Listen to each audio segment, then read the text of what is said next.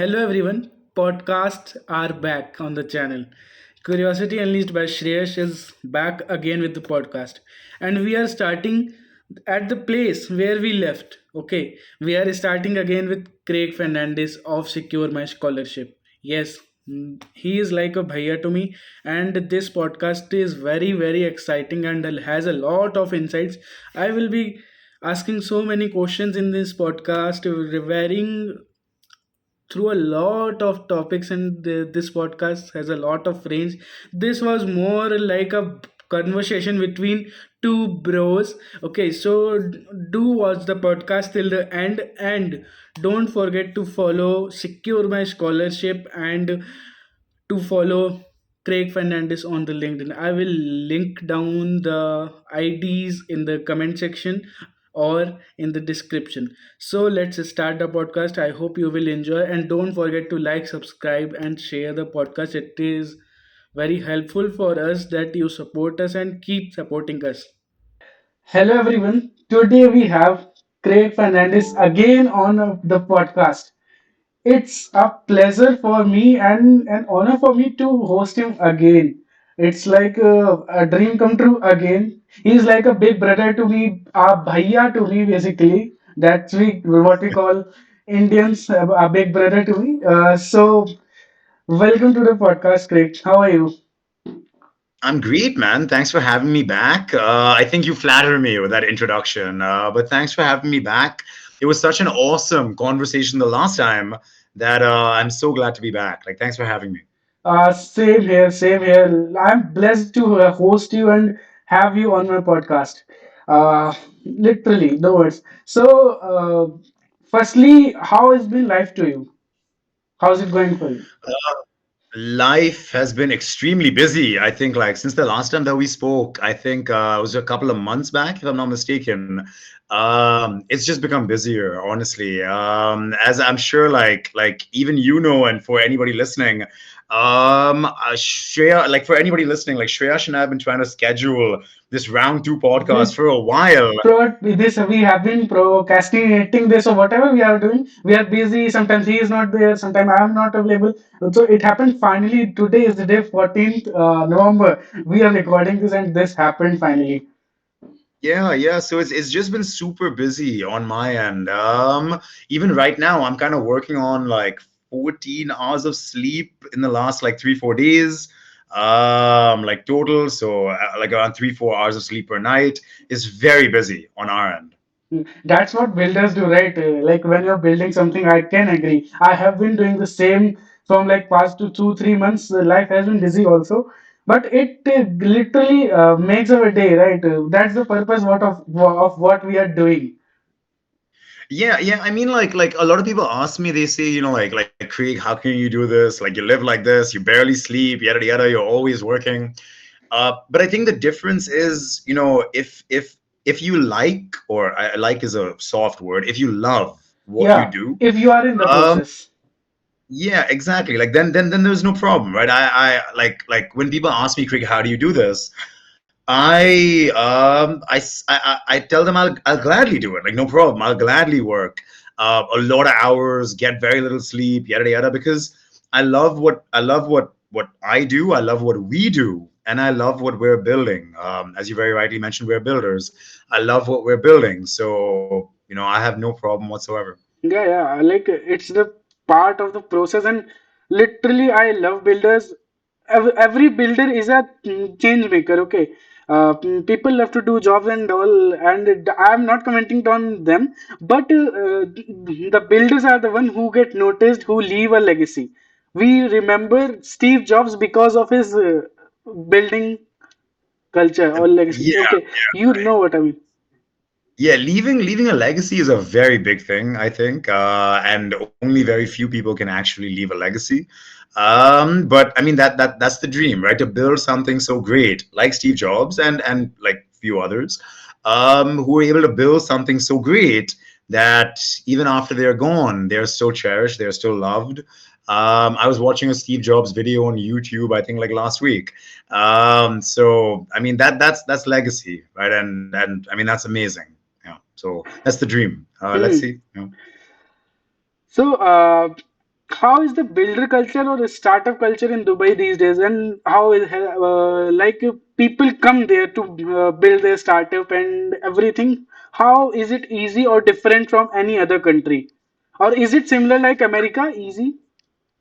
Yeah, I think Dubai is very unique in that regard, right? So, yes, a lot of people come here to build their startups. You actually meet a lot of founders who will move their startup to Dubai. They'll launch in, I don't know, Egypt or Lebanon or Jordan or maybe somewhere in Europe, and then they'll move their startup to Dubai and just like look to like re HQ or rebase it here.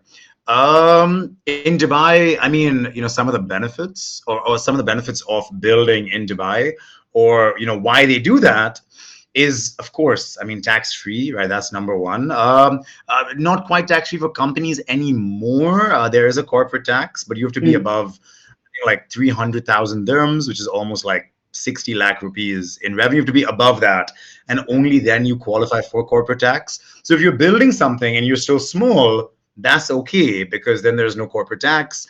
And even then, the corporate tax rate is only 10%. So it's not even that high relative to like other countries. It's very easy to do stuff over here. When we were first setting up, it took us, I think, like a week to get like our license, our license, or this or that, like all of the regulatory or procedural stuff. Like it all happened very quickly. It was all In just one seamless. week. In just 1 week, Yeah, like literally. 1 week. Wow. You didn't have to meet anyone. Just do it online.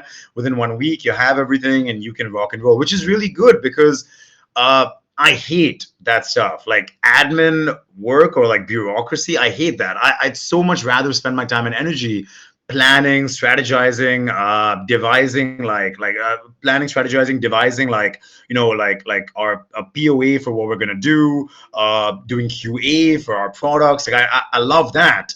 I hate filling forms, waiting in line, going through appointments like that. That's terrible. Yeah. So Dubai is a lot better with regard to that than many other places around the world. So those are all, I guess, pros of building in Dubai.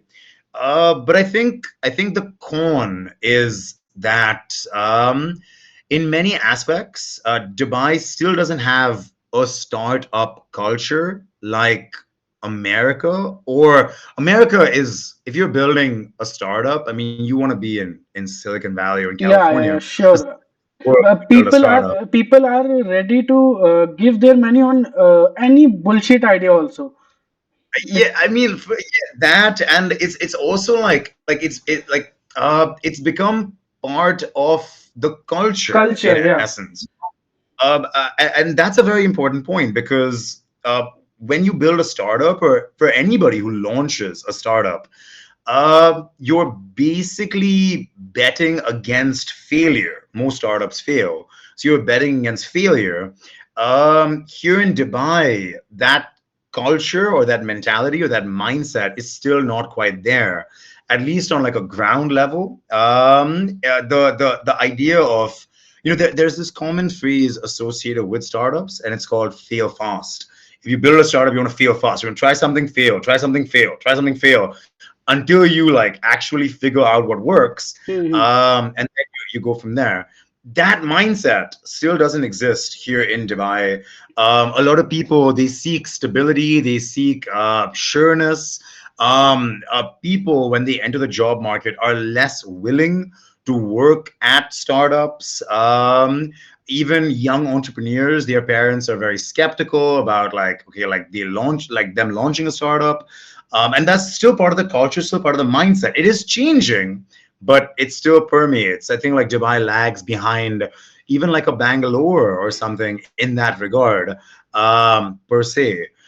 That, and as you very rightly mentioned, like access to capital, Hmm. because Dubai and the Middle East is mostly populated by what we call expats or expatriates, just people who aren't like Hmm. nationals of these countries. Like Hmm. I'm an Indian national, for example, I live in Dubai.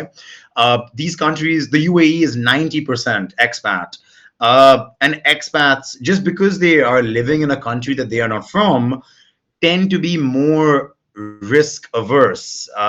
Just because, like if something happens, they have to go back to Then their home yeah. country, tend not to take wild bets per se. And that's just the culture. It's why the real estate market does so well here in Dubai and in the Middle East. And so that's also changing, I think. But yeah, for a very large degree, the number one problem faced by startups in Dubai is access to capital. Early stage startups cannot get access to capital, and that's a big problem in the ecosystem. So pros and cons, yeah, but we're Yeah, getting yeah. there. Hmm. India is like in India, especially in like metro cities, Bombay, Mumbai, Bangalore, Delhi, Gurgaon. These city have startups culture. In India, startups are getting more acceptable. People are accepting. Parents are accepting that because of somehow reels, Instagram, shorts, and whatever it is. So they get Shark Tank as well. hmm? Shark Tank as well, I think, Yeah, is yeah, yeah, really yeah, yeah. culture. Yeah, because Shark Tank comes on TV now, so Indian parents are like TV fans. If it comes on TV, that thing is Yeah, legit good. of course, yeah. Yeah, this is the culture in India right now for the viewers and all. Now I have next question to you. It's like a fashionable question. How does a life of a founder in Dubai look like? I think the life of a founder in Dubai is very similar to the life of a founder anywhere else around the world. I mean, if you're a founder and if you're looking to build a startup, uh, it's difficult. Like no matter where in the world you live, whether you live in Dubai or Dublin or Delhi, it doesn't matter. If you're building a startup, it's difficult. And if you're a founder, full stop, forget about where you are. If you're a founder, full stop, I think you should just like be mentally prepared to work long hours and put in a lot of blood, sweat, and tears into what you build. And that's just part and parcel of the life. It's the reason why when I log into LinkedIn and you see like people talk about like, oh, hustle culture is bad, hustle culture is terrible, hustle culture should have no place like in like society, or like some people like they work too hard. I don't necessarily agree with that, because if you want to found a startup, you're basically signing up for that. Like it's what you have to do. There is no magic wand that you can just wave, which will just give you success overnight. It's not possible. So it's just part and parcel of the life, whether you live in Dubai or anywhere else around the world. So yeah. Hmm.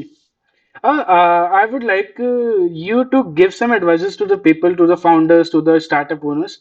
They get motivated on the way when they are building something. Okay.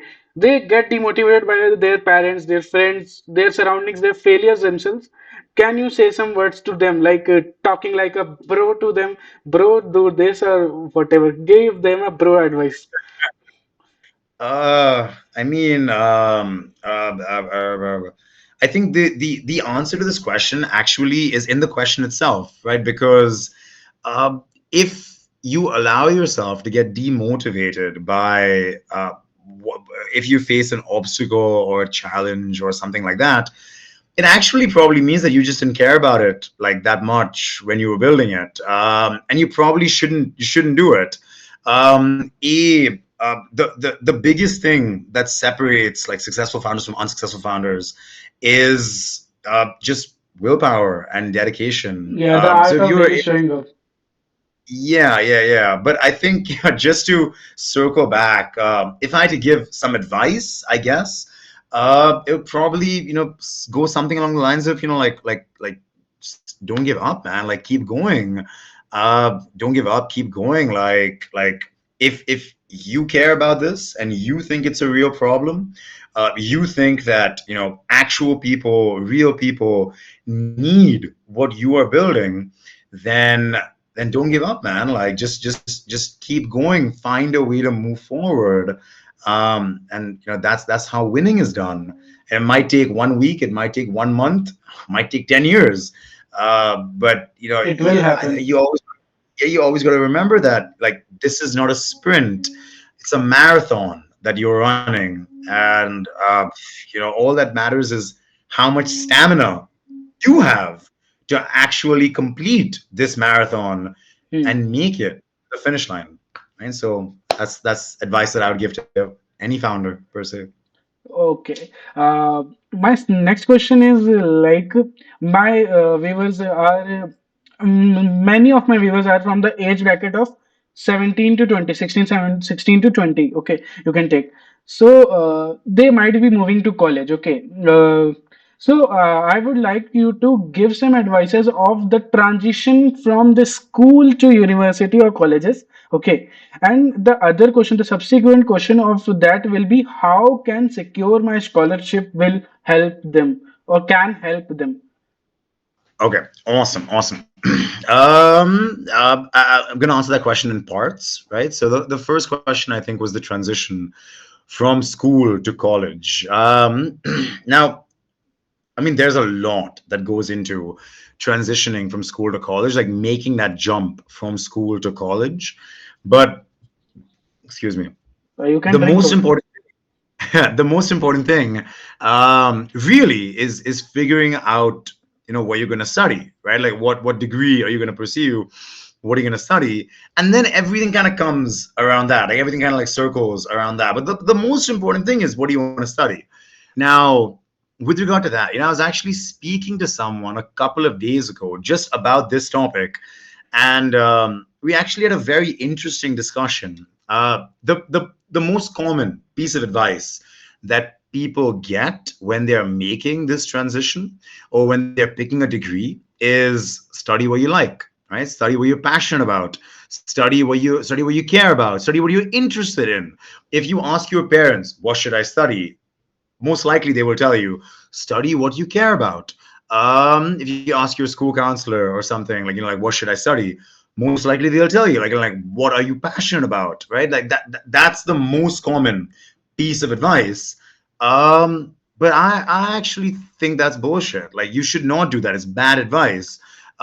You should not study what you like. You should not study what you're passionate about per se. Instead, you should study um, what you're good at. Right? It's a big difference. Right? It's a big difference. Point. Yeah, it's a big difference. It's not the same thing. Just because I like something, or just because it interests me or fascinates me or whatever, is like doesn't mean I'm good at it. Right? That's what yields bad outcomes, bad grades, bad careers. That's why most people don't end up working in a field which is the same as their degree, because they do a degree based on what they like, but when they graduate from college they're not actually good at it, so they work somewhere else. And that's a big problem. But if you're a student and you're transitioning from high school to college, figure out what you're good at, right? Figure out, I actually think that everybody is good at something. You just got to figure out what you're good at, whatever that may be. I don't know. There's a lot of different things. You got to figure out what you're good at. Are you good at, public speaking? Are you good at sports? Are you good at math? Are you good at, I don't know, chemistry? It really just depends on what you're good at, and pick your degree and eventually your future career based on that. Because if you do that in the long run, you're going to be much happier, right? Hmm. College is going to be much easier. You're going to get better grades because you're just naturally good at it. When you go and work, you're gonna enjoy your career better. You're gonna make more money because you're just good at it, right? You're good. You're intuitively good at these things, and that, I think, is the lens with which every student, when they're graduating from school, should think about college per se. Don't take any career assessment tests or psychometric tests or any of that other rubbish. Those things are designed to tell you what you like, right? Hmm. Like, that's how those tests are designed. That's don't do that, right? Just figure out what you can do better than anybody else and Hmm. optimize for that. That's, yeah, my one biggest piece of advice for anyone making the jump from school to college. But in terms of how can Secure My Scholarship help them, uh, we launched Secure My Scholarship for one very, very simple reason. Uh, you know, what you study, where you study, all of that stuff, you got to figure out. Like that's fine. You got to figure that stuff out. But the fact of the matter is that you could be very good at something, or you could want to study something, you could want to go somewhere. Um, but in many cases you can't because you can't afford it because it's too expensive, and that's a reality of the higher education industry in and of itself. Good colleges, and I'm not even talking about your Ivy Leagues or whatever, like forget about those. I'm just talking about good colleges, right? Like good colleges, good universities, good rankings, quality institutions. They are very expensive, and the fees are going up every single year. And what happens is that so many people who come from middle class and working class families simply just cannot afford to Hmm. go to those colleges. They can be smart, they can be ambitious, they can be aspirational, they want they want to do well in life, but they're told this is too expensive, or we can't afford it, or pick something else. And we don't think that's fair. We don't think that's right. We don't think that's fair. And that is the problem that we wanted to solve. With Secure My Scholarship, what we do is very, very simple. We help students connect with scholarships at universities around the world. We work with over 450 universities across the US, the UK, the UAE, and Ireland. We're not an agent or a consultant or anything like that. You have expanded in 3 4 months now. Like Yeah, yeah, yeah, yeah. yeah. So we Because last time some countries were not there, and now it's are they are there. it was only three last Yeah, time we yeah. Last time spoke. it's all three. Four. Yeah, so we added Ireland as well. And yeah, we're not a consultant, we're not an agent or anything like that. There are lots of those guys around. What we really specialize in doing is helping you minimize. We're not going to make education free. We can't do that. That's the government's job. We're not the government. But what we specialize in doing is helping you minimize how much you spend on your tuition. Are you paying for it through your savings? Okay, fine. Use less of your savings, but go to the same university. Are you getting a loan, an education loan? Okay, instead of a 30 lakh loan, maybe get a 20 lakh loan, but go to the same university. We'll help you minimize how much you spend. You don't have to pay us anything. It's absolutely free. It's absolutely free, or yeah, it's free. Or if you're going to the US or the UK or Ireland, there's a small nominal charge. It's like 1,000 rupees one time as well, just to make sure you're serious. Because what happened was when we told people that we helped them with scholarships to the US and the UK, we had so many, I'm saying tens of thousands of students who'd apply looking for 100% scholarships or 90% scholarships. And we can't do that. We can't help with that. So we added a small fees, 1,000 rupees one time, just to make sure, you're serious about this process. And what post that, there's no other charges whatsoever. And we'll help you save 5 lakh, 10 lakh, 15 lakh, 20 lakh, 30 lakh rupees on your higher education, and hopefully help change your life along the way. Our mission is to connect students with $100 million in scholarships and change the lives of 100,000 students around the world. To date, we've connected students with almost $10 million to Awesome. date, and changed the lives of thousands and thousands of people in India, in Dubai, and in many other countries around the world. And we are very, very proud of that. Very happy to hear that, and I would suggest every student to check it out once, to check Secure My Scholarship, to contact the team, to do the research about this, and they will be happy to connect with you, to guide you at least. Okay, Uh, um I would like to know the back end of thing. How are you able to give these concessions and all if you are able to open? So can you tell something about that also? Because there are some businessmen in India also who want to do same, who want to do these type of things. So can you open up a little bit for Yeah, all that? absolutely. Absolutely. For the most part, what we actually do is very, very simple. There are a lot of universities who already offer scholarships, fee waivers, bursaries, a lot of that stuff. And they're already providing that value to students. It's just students don't know about this. The higher education industry, if it can be described in two words, those two words would be confusing and opaque. Hmm. There's so many options in terms of where to study, so many options, and there's not that much information available. It's very confusing. There's so much going on, and on top of that, it's very opaque. So you don't really know what's happening per se, what's doing, who's offering what, what's happening here, what's going on there, all of that stuff. Um, as I said, there are already universities that offer things like this. Now, because of what we do with these universities, they actually You become like the sometimes bridge. in some cases the universities actually come back to us and give us exclusive scholarships, or they'll give us exclusive scholarships or limited time scholarships or SMS only scholarships. And that's really cool when we can do that, and we do that with a number of our partners Hmm. actually.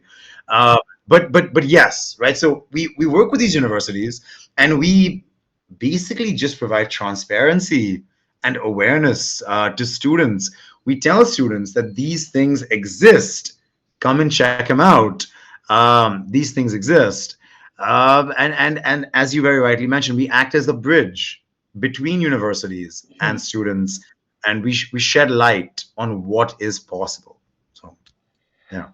Okay, nice. I would like to throw some light on this question also.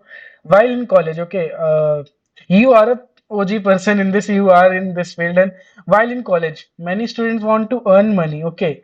How they can earn money while building the skills and all, okay, because many people think that meanwhile in the process of being in the college, the classes are not so good, we are not learning anything, we are not learning, the course is not so good. If they want to skill up themselves and earn money while doing so, how they can do it? Can you throw some light on that? All right, all right. I'm going to share an unpopular opinion, right? I'm going to share an unpopular opinion. Uh, those are two different things, right? Like two different things. It's very lucky, or you're very lucky if you can like upskill yourself and earn money at the same time, yada yada. But it really just depends on what you want. Now, when I was in college, when I was a student myself, I had to make some side cash. I had to like whatever, because I didn't really have that much money. I was broke. And so I just worked odd jobs, right? I was a bartender, and I worked at other places, waiter, this, that, yada, yada. And I just worked odd jobs, and made some cash doing that. But I did that on the side when I had to make cash. And I usually just do that for sustenance. Like I'd do that for a while, make some money, save that, and then that carried me for a while. And I did that here and there whenever I really needed to. And for that, I mean, there are always people who are willing to hire, just for like odd jobs like that. A common, I guess, misconception, especially from where we come from, I think, is Hmm. that like there are some jobs that are looked down upon, like being Yeah. a waiter at a Hmm, restaurant or hmm, hmm, something. hmm, hmm. It's looked down upon, and it shouldn't be that way. Like Yeah, honestly, like there honestly speaking, there is in India, it is the culture. This is where USA comes upon, and in USA, it is common. Like parents even forced to go and become a bartender, become a waiter. That's where they learn. yeah, exactly, right? And I mean, like there is no such thing as dirty work, I think. hmm, So that's something that I think like we're a little behind on, I think. But as I said, like if you want to make side cash or like side income, just do that. Like pick up like some odd job or whatever, like whatever. That's fine. And I'm assuming because like we're talking about college students, the requirement is not that high or shouldn't be that high. If it is very high, then your expenses are very high. And why are your expenses so high when you're a college student? So whatever, like you got to figure that out. But that's very different from upskilling yourself. I did those side jobs whenever I had to, and just to make some like cash here and there, whatever in patches. But Don't you think that doing those jobs have put you somewhere here where you are today because of the uh, hustle and because of the learnings yeah, there? yeah. I mean, I think just coming back to that, uh, I did that when I needed cash, basically, Hmm, like hmm. here and there, like spurts. It wasn't like all the time or whatever. Just Okay. whenever I needed cash, Oh. I'd save up, whatever. Like I lived a pretty frugal life as well. But from the time I started university to the time I finished university, I actually worked every single day of like my entire college career. In my 4 years at university, I worked in sales, marketing, fundraising, HR, administration, growth, sponsorships, finance. I worked across a range of functions. I worked at small companies like mom and pop shops. I worked at like more established SMEs. I worked at regional companies. When I was on break, like summer break or winter break, even when I was here in Dubai or went to India to like visit my family, I worked there as well. Like I picked up an internship in Mumbai, I picked up internships in Dubai. I worked across the US, the Middle East, India, all of that stuff over my 4 years. And yeah, startups, nonprofits, whatever. And I did all of that, or not all of that, most of that for free. Like I didn't even ask anyone to pay me. I just did that for free, because I wanted to learn. Because yeah, I mean, there's only so much you can learn from the classroom. There's only so much you can learn from books or from professors or whatever. And don't get me wrong, that stuff is important, 100%. But I wanted more, right? I wanted to work. I wanted to understand. I used to work at a nonprofit. We had to raise money for like a charity event, and I had to go door to door and knock on doors and pitch people to donate money for this event. Now, I mean, in doing that, like I learned sales, like hard sales. It is difficult to knock on someone's door, ring their doorbell, they answer, and I pitch them to like give me money. That's a very difficult thing. But in doing that, like I learned like how that works. In another internship, they gave me like 30,000 numbers, and they said call each of these people and get their confirmation to attend so and so like function or whatever. That's fine, no problem. That's an invaluable skill. I learned how to cold call in doing that. I worked I worked as an intern at a restaurant in the city where I studied, and I had to oversee their social media accounts. So now I'm looking at their like Instagram and their like Twitter and other like social media pages. I worked at another company which organized like events, and now I'm like coordinating with like the event manager, and we're kind of like putting together this event, and I'm helping her out, yada yada.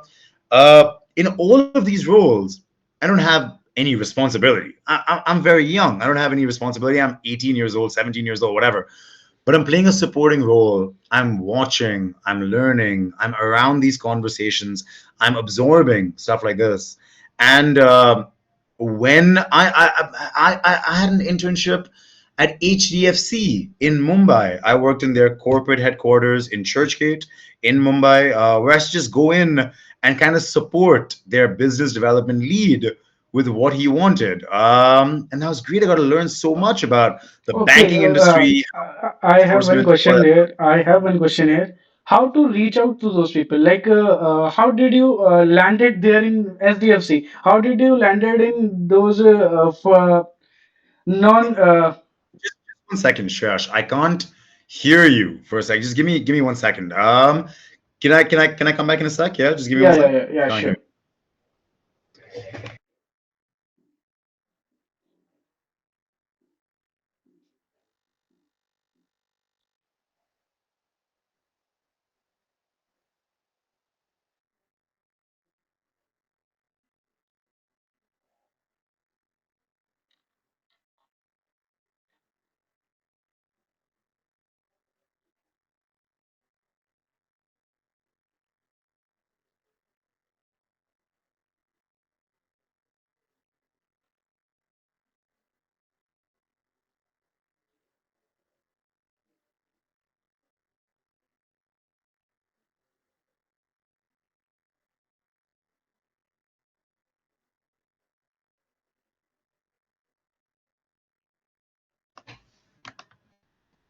Hi Shreyash.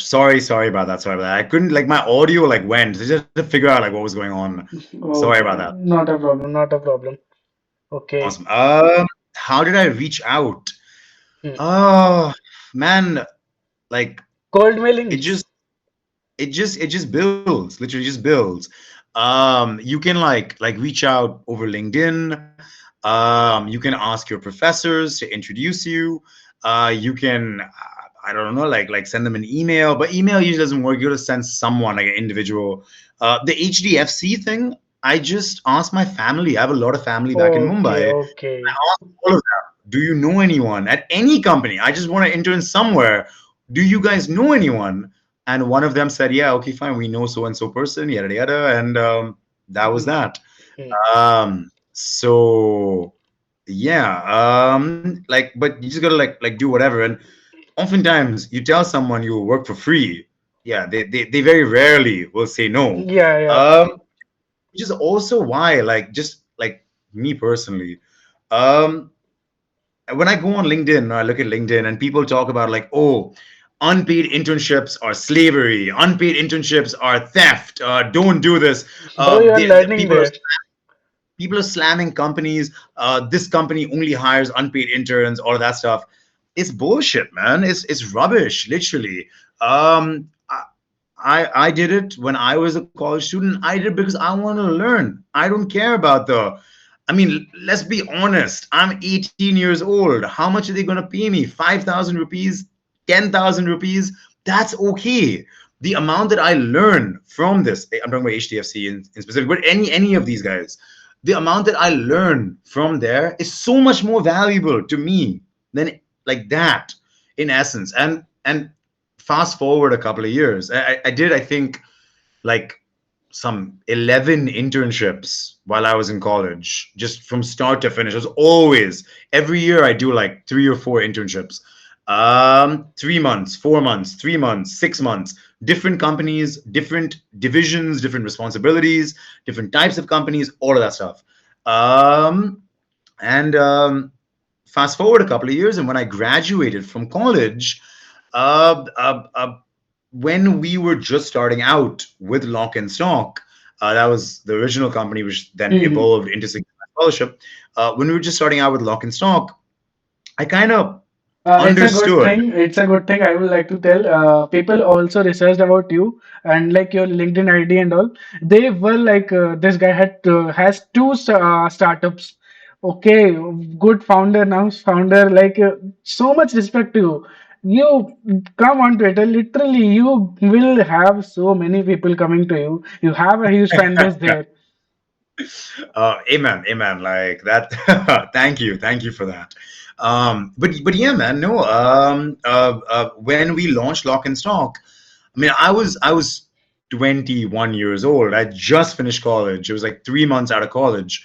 But when we launched, I I, I didn't know everything. Obviously, I didn't really have that much of experience, but I understood how social media worked, how user acquisition worked, how sales worked. I knew how to cold call. I knew how to find people to cold call. I knew how to pitch. I knew how to conduct myself in meetings. All of these things I kind of understood because of a lot of those internships that I did when I was in college. And I'm not gonna lie, like when we launched, it played a big role, especially in our initial period per se. It was a game changer. If my biggest advice, man, is if you're in college, and of course, if you need to make cash, if you need to earn something, then you should like just get a side job, or if you can get an internship where you learn and you also get paid, that's awesome. Those are few and far between. Most people just don't get that.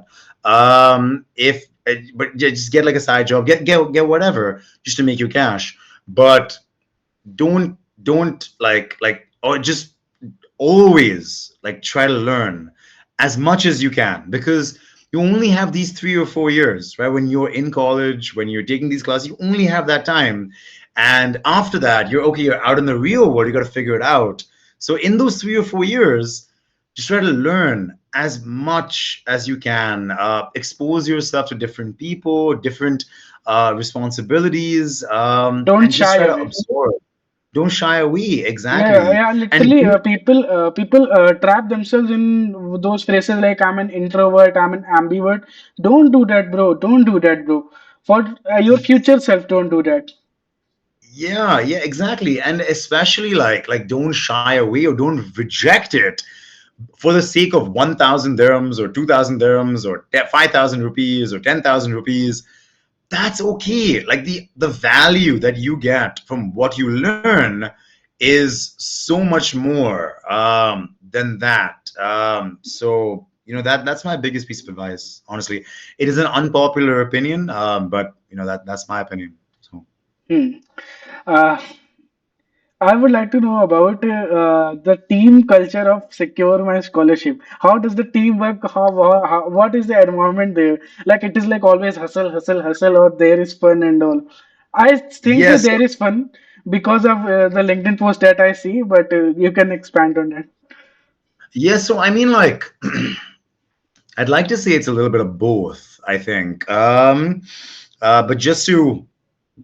excuse me, just to preface that, something that we tell every single person when they are interviewing with us at Secure My Scholarship is, we believe in autonomy. Like nobody will ever tell you, like like these are your working hours. This is your like working week.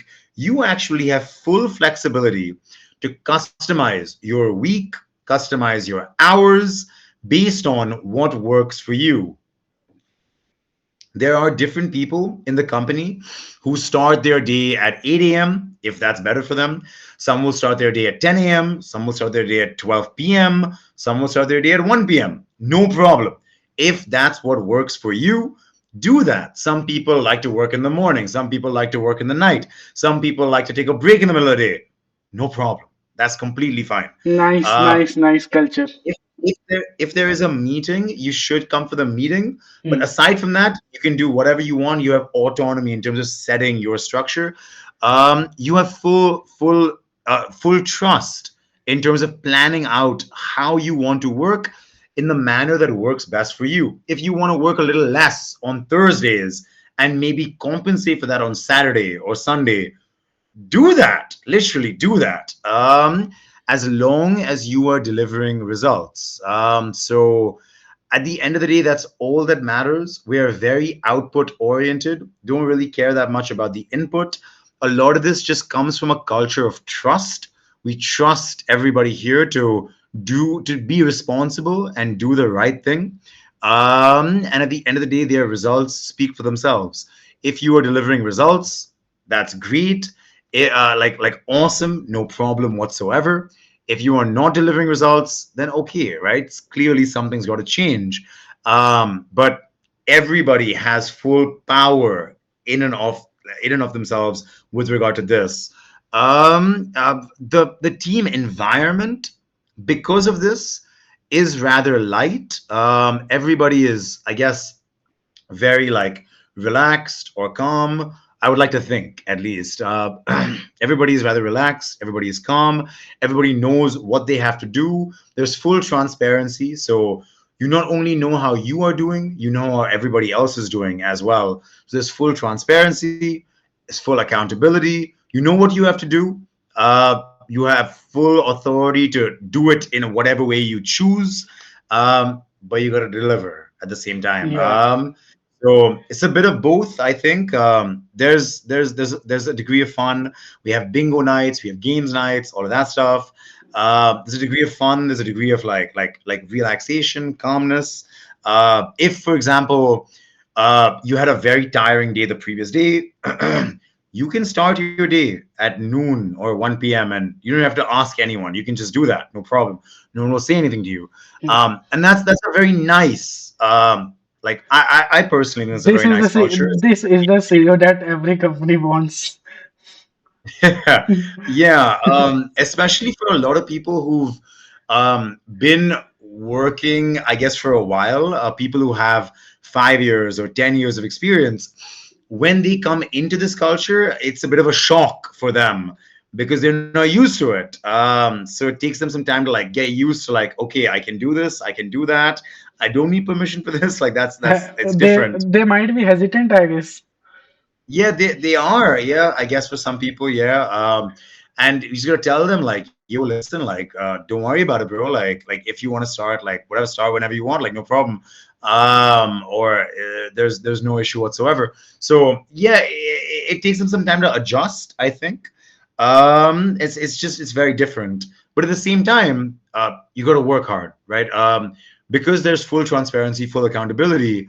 There's no place to hide, and if you're not doing well, I mean, you will know it basically, because you know you're like what the results that we are looking to you for, and every individual is set like key results or key performance indicators or whatever.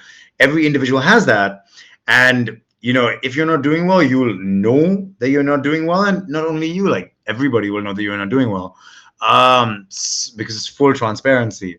So at the same time, you got to work hard, right? You can you can relax, you can set your structure, you have full, we trust you. But at the same time, you know, it that only comes with deliver like you that only comes with you delivering results. If you deliver results, you can do whatever you want, no problem. If you're not, okay, fine, we got to figure out like why is this happening per se. And yes, it's a bit of both, I think, just to come back to your question. Hmm. Very nice culture. I guess the only company I have seen with this type of culture is Google. I have been to Google. I usually go for to Google for speeches and all. So so Very nice. they have this culture that you can come anytime, wear anything, do anything you want. We just need your output. Yeah, Yeah. absolutely, 100%. Yeah, I think it makes people just feel empowered. I think that's the most important thing, right? Because the most important part of Secure My Scholarship is the people who work here, the people who put their faith in the company to deliver for them. And it makes people feel empowered, right? You're not 10 years old. Nobody should tell you when to come to work, what to wear, what to do, yada yada, micromanagement, all of that stuff. Like, you're not 12 years old. Come on, you're 30, you're 35. You can make these decisions. Like, you know what to do, right? So let's go out there and let's get it done. Hmm. Uh, I have we are on 1 hour constant. We like expanded it is bigger than the last podcast. We have expanded our time span. Yeah. Very good for the viewers. We They wanted this. Okay, by chance, I recorded after you. I have recorded a 7 to 8 podcast, and by chance, I haven't posted it. I was so busy, and I'm doing this with you again, and I will start again with you, and then start posting that. I don't know how this happened. The stars they aligned, the dots they connected. I don't know. I don't know. So this was it. Amen. Mhm. Stars aligned, I think. Yeah. Amen. Yeah. So. Why, my little brother had one question for you. I asked him. So I would like to open that question. Yeah. He's in 11th class. So 11th grade. So he had a question that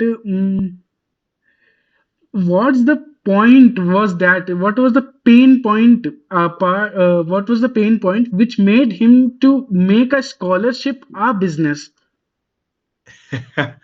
That's a good question, I think. Yeah.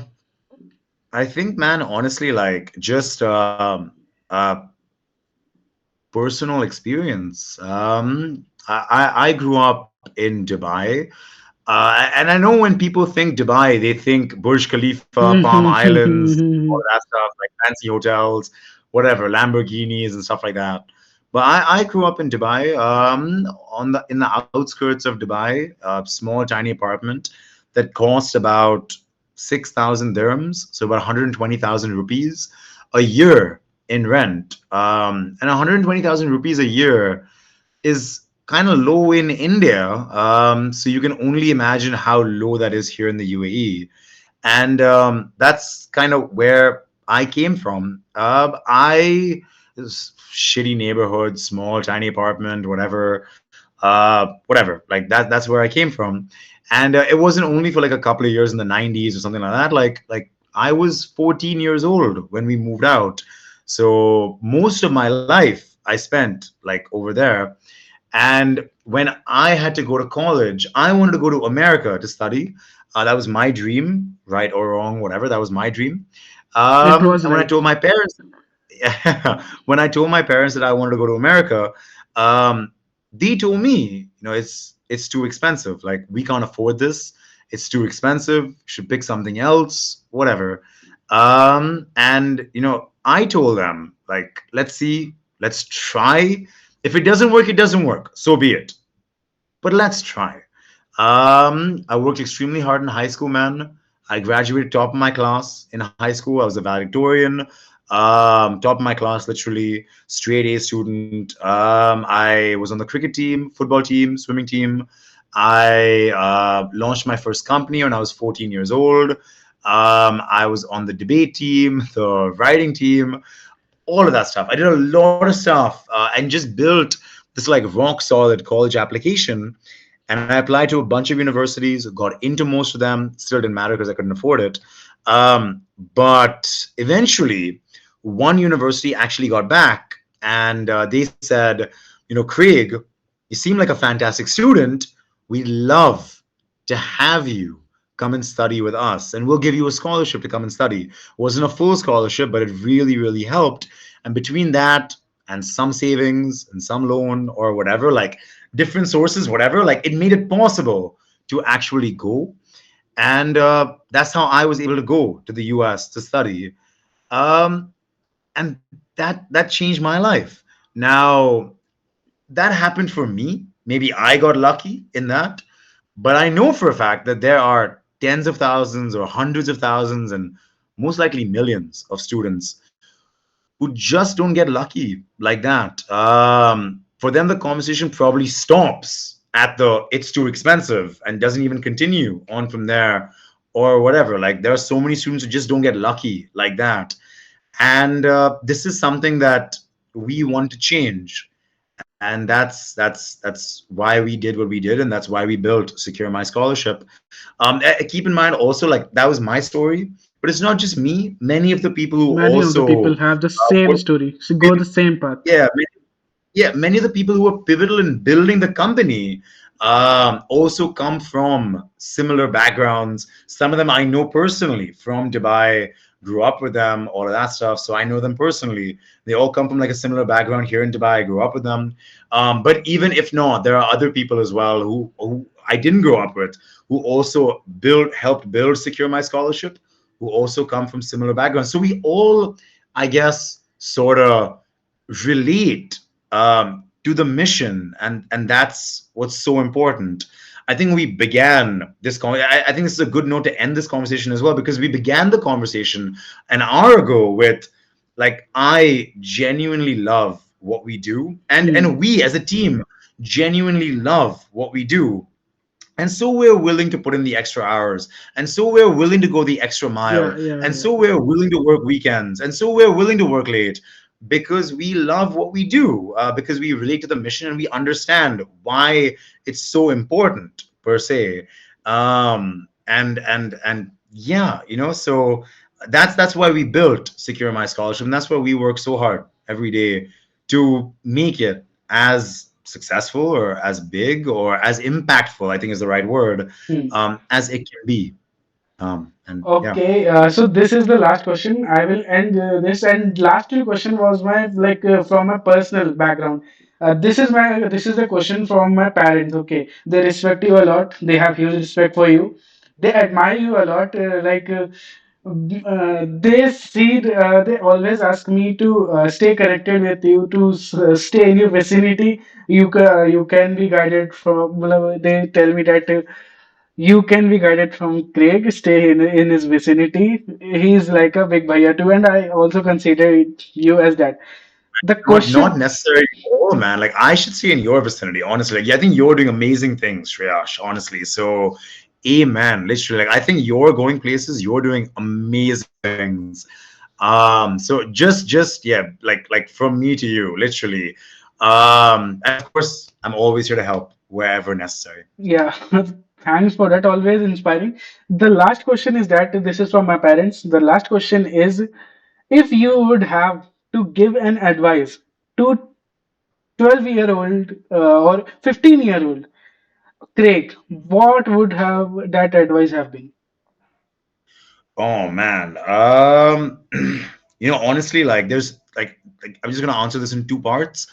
Um, uh, Number one, like people always ask me, and it's a common question, like, what would you change if you could go back in time or whatever? And the honest answer is, I'd not change anything. Hmm. Truth be told, like I wouldn't change anything. And the advice that I'd give to my 15-year-old self, or 12-year-old self, or 8-year-old self, or any age or whatever, if I can go back in time. The one advice that I would give to myself is just, follow your gut, follow your instinct. Um, Honestly, man, like I have one life to live, and everybody has one life to live. I have one life to live, and something that I've always valued is the fact that I will live my life on my terms. Whether I win, whether I lose, whether I succeed, whether I fail, they will be my successes and my failures, and I will live my life on my terms, not somebody else's, right? That's why the one advice I always give to myself, and I know for a fact that I don't even have to give this advice because 8-year-old Craig or 10-year-old Craig is thinking the same thing, but I just go back and reinforce the message is to just trust yourself, trust your gut, go with your gut, and do what you think is right, Hmm. not what your parents think, or not what your family thinks, or Not not what what your the friends society think. says. None of that stuff.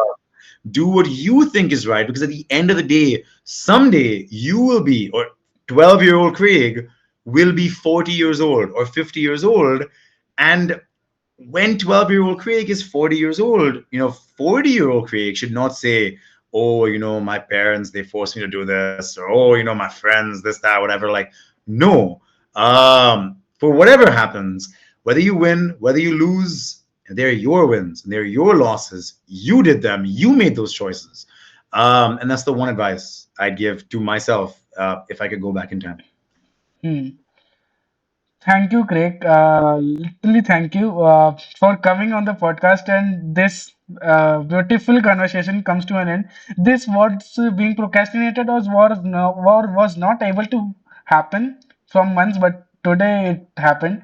Very glad to have you here, and I hope we will be doing this again next time in person. Okay, Oh man, I'd so love that. Honestly, yeah, I'd yeah, yeah. love that. Yeah, Yeah. first podcast, I might 100%. I might be coming to your place, or you might be visiting Bangalore or Bombay. If you're visiting Bombay, I can come, and I might be visiting Dubai also. So let's do that in person because love that vibe. I literally love that vibe.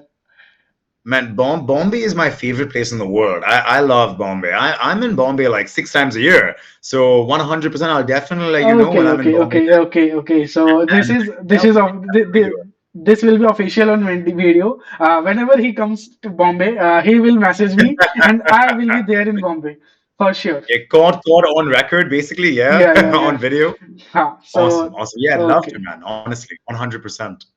okay. So thank you, Namaste, for coming, and I will see you again. Thank you everyone for watching this, and I hope Craig inspired you. He always inspired me, and he might have inspired you also. He have made a change into your life. Thanks for joining in.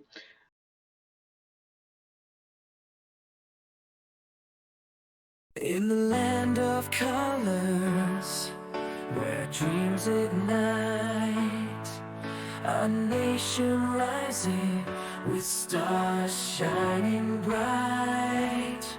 From the dusty streets to the city lights, India growing with newfound might, with curiosity.